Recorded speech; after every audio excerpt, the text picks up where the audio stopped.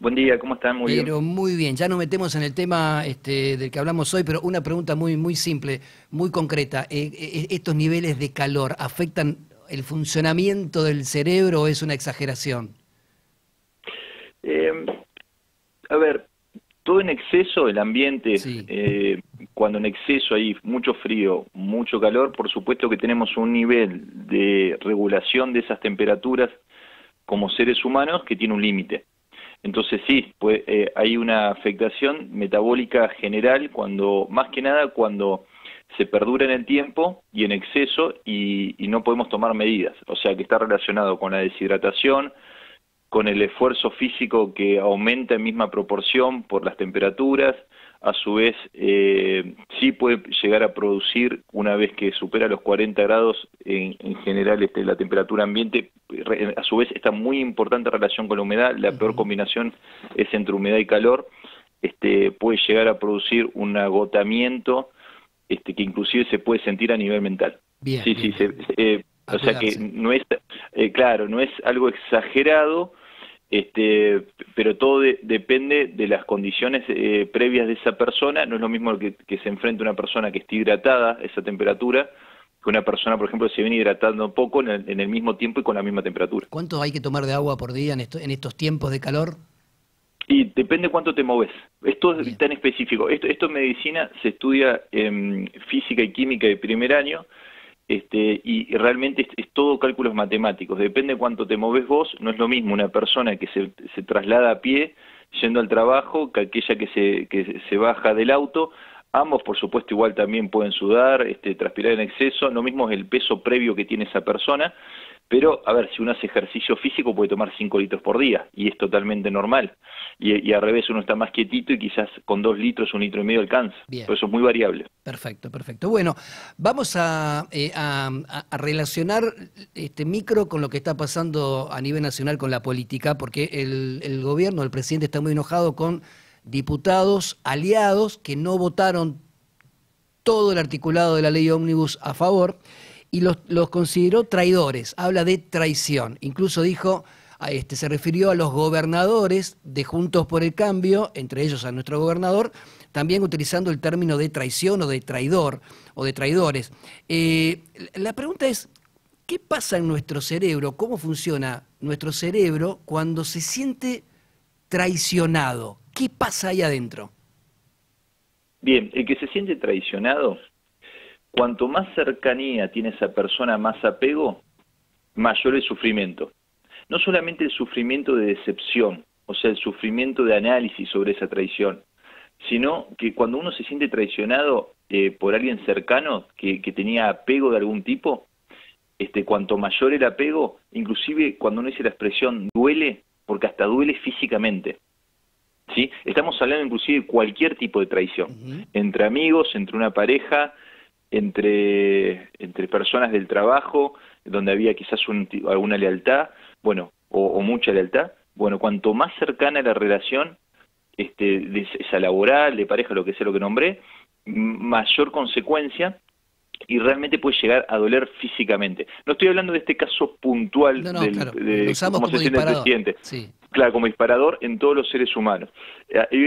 Hay dos hormonas y neurotransmisores que son la oxitocina y vasopresina, que cuanto mayor apego tiene con una persona, un ser humano tiene con otra, más aumenta esa sustancia, ¿sí? Cuando Ajá. se acercan o están en contacto. O Por sea, ejemplo, perdón, entre familia, cuando hay apego con una familia y sí. demás, se libera mucha oxitocina y ¿cuál otra? Vamos a poner vasopresina. Vamos a Vasopresina. poner, sí, vamos a poner justamente una situación extrema, Sí, traición entre la familia, sí. ¿sí? Un hermano le roba al otro, Ajá. ¿sí? Bueno, eso puede ser destructivo para el cerebro y para el cuerpo, porque inclusive no solamente se liberan por todos lados neurotransmisores del estrés, cortisol, epinefrina, adrenalina, sino que el cerebro, vos empezás a sentir un dolor físico porque el área somatosensorial, o sea, las áreas del cerebro que perciben dolor físico se activan. Cuando vos pones en un resonado a una persona que acaba de sufrir eso, una traición o que lo interpreta de esa manera, esas áreas se activan. Bien, entonces cuando uno dice me duele la traición, es real. Es real. No podés a veces, no podés definirlo a veces en qué sector del cuerpo, pero realmente es un sufrimiento emocional y es que con tristeza, angustia, desesperación y un sufrimiento físico, y si se prolonga en el tiempo entran distintas ya emociones a largo plazo, o sea sentimientos justamente, y puede producir un trastorno de ansiedad crónica, llevarte a la depresión, con neurotransmisores que se van prolongando en el tiempo. Y eso inclusive alterarte, como toda depresión crónica, el sistema inmune, por ejemplo, y tener más posibilidades de enfermarte. O sea, realmente, a partir de un hecho de traición, el cerebro se puede dañar de una manera severa si no se recupera eso. ¿Hay alguna hipótesis de por qué nuestro cerebro, porque aquí es nuestro cerebro que reacciona solo así naturalmente, por qué reacciona de esa manera frente a la traición, sobre todo cuando hay grandes niveles de apego? ¿Hay alguna... Sí, ahí te lo respondo, pero te hago una aclaración entre paréntesis. No significa que estemos hablando, por ejemplo, del caso del presidente. ¿Por qué? Porque quizás él no sentía ningún apego por estas personas que lo traicionaron. De hecho, uno se puede anticipar con sus funciones ejecutivas y saber que esas personas lo pueden traicionar. Entonces, por supuesto que si vos sabés que una persona hay chance que te traicione, no tenés mucho apego con esa persona. ¿Está? Bien. Entonces esa oxitocina, esa vasopresina previa o no se activa frente a esa relación social con esa persona. Entonces, ahora, respecto a tu pregunta, sí, es fácil la respuesta desde el punto de vista evolutivo, porque los seres humanos tienen más chances de sobrevivir trabajando en equipo. Claro. Entonces el cerebro te hace detectar la traición para decir, con esta persona, o sea, te tiene que dejar claro que con esta persona no vas a poder trabajar en equipo y tenés muchas chances de fracasar evolutivamente. Claro. Estoy hablando en términos generales. Lo mismo que también, ahora vamos a hablar del otro lado, del que traiciona.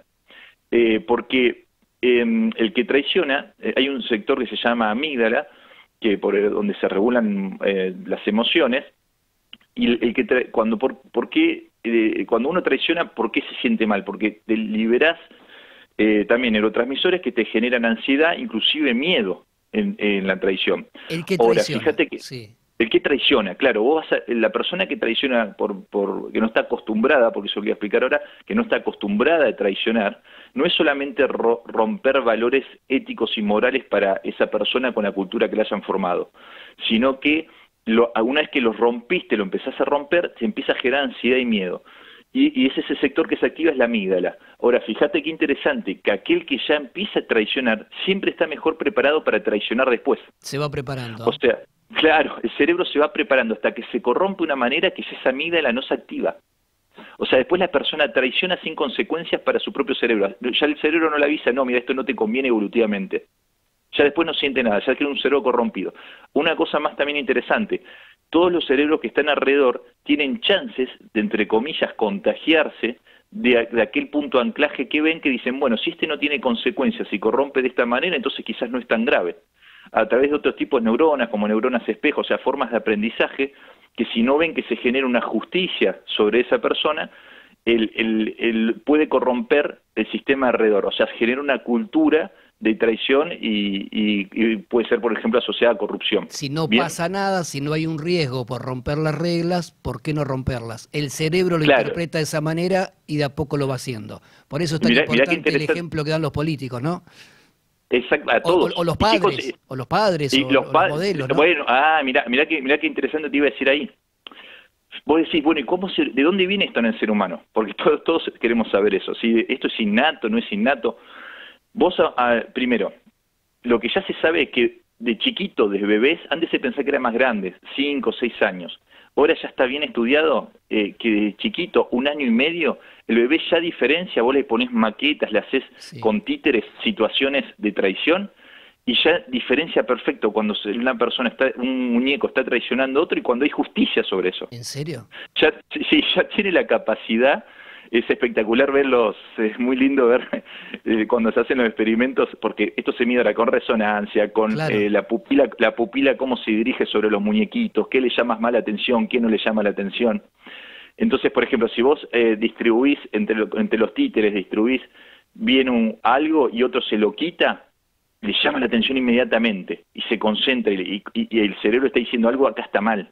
después cuando sobre esa persona cae algún tipo de justicia porque otro muñeco se lo lleva o le devuelve al otro, se liberan otros neurotransmisores, se activan otras áreas del cerebro como diciendo, esto está bien. Entonces, desde bebé, entonces vos decís, pero si el bebé lo sabe, ¿cómo lo sabe? ¿Viene por una genética? ¿Viene con un ambiente? Porque si a su vez sí lo sabe, acá viene interesante como dijiste lo de los padres, significa que el bebé tiene la capacidad de, a partir de cómo lo van formando, de percibir y entender lo que el padre hace, por ejemplo, o lo que hacen entre hermanos, o lo que hace el padre con los hermanos, o lo que hace el papá con la mamá, o lo que percibe en el ambiente y interpreta, como interpreta a sus muñequitos en el experimento, lo percibe y van moldeando ese cerebro. Entonces es una mezcla, por un lado, 1 año y medio, ya tenemos es apasionante, es una materia inmensa, que es el que estudia la genética, cómo la genética nos transmite conductas. ¿Por qué? Por darte cualquier ejemplo, ¿no? ¿Por qué los insectos saben, no sé, un hornero sabe, que estoy ahora mirando por la ventana, sí, cómo un hornero sabe cómo tiene que hacer su nidito? Que lo hace perfecto, es un arquitecto. Bueno, porque viene una genética, no solamente una enseñanza, sino que ya sabe su cerebro, genéticamente transmite información de cómo tiene que hacerlo, y así las abejas de los panales, además de que tienen guías y un montón de cosas, pero ya viene información almacenada genéticamente, se va transmitiendo de generación en generación, dándole más posibilidades de sobrevida. Y a su vez, son las dos cosas, y a su vez se moldea con el ambiente. Y para terminar, interesante con los bebés también, por ejemplo, vos a los bebés les pones, este es un experimento típico, pones un grupo de bebés, no sé, 50 bebés, le das un juguete que es el que más le gusta y otro juguete que no tanto le gusta y le pones al otro bebé que no tiene juguetes, ¿sí? Está uno 2 juguetes y otro ninguno. Y hay bebés que algunos no le dan ningún juguete, no se lo prestan. Otros que le prestan el que no le gusta tanto. Y otros que le prestan hasta el juguete que más le gusta. ¿Y eso es genético? Y bueno, ahí volvemos al anterior. Sí. Entonces, pero lo interesante es que fíjate cómo ya de bebés hay distintas conductas respecto al otro, respecto a la empatía, de que el otro no tiene ningún juguete, de que bueno, doy parte de lo que no me gusta, doy parte hasta lo de lo que me gusta a mí. Entonces, hay una variabilidad, la conclusión podría ser que sí, que el ser humano es diverso y está preparado para hacer cosas buenas o cosas malas. Y entonces viene como una genética y a su vez todo el ambiente que te rodea, que es lo que sentimos todo de sentido común, que somos una mezcla de genética y ambiente, ¿no? Ni hablar. Bueno, interesantísimo. La seguimos la semana próxima, Doc. Gracias. Recordame tus redes. Un abrazo. Recordame tus redes. Neurólogo HB corto. Buenísimo. Abrazo grande. Abrazo. Chau, chau. El Doc Hugo Valderrama, neurólogo y máster en neurociencias. 7:30 de la mañana. Buen momento para repasar el informe del tiempo del señor Pablo Lucero. Lo presentamos con Coinauto, concesionario oficial Chevrolet. Pronóstico del tiempo. Hoy las condiciones serán un poco más inestables.